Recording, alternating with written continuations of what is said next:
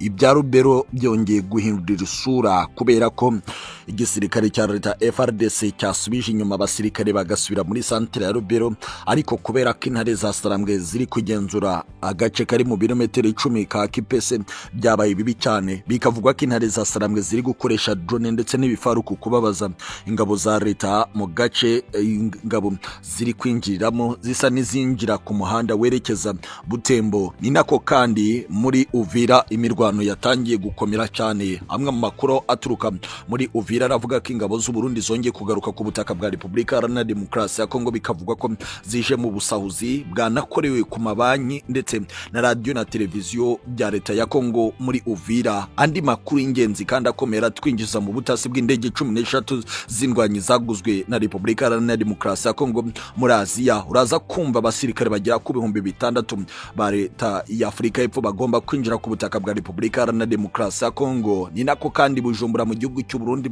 ubwoba bwakomeje kwiyongera. Reka mbabwire ko yari iwacu Rwanda, ariko kandi murebe muri comment ya mbere tujye kumva inkuru ku buryo burambuye kandi inkuru zimbitse ku butasi politiki na diplomasi mu rwego mpuzamahanga kuri iwacu today, kuri iyo link twashyize muri comment ya mbere. Asantene sana.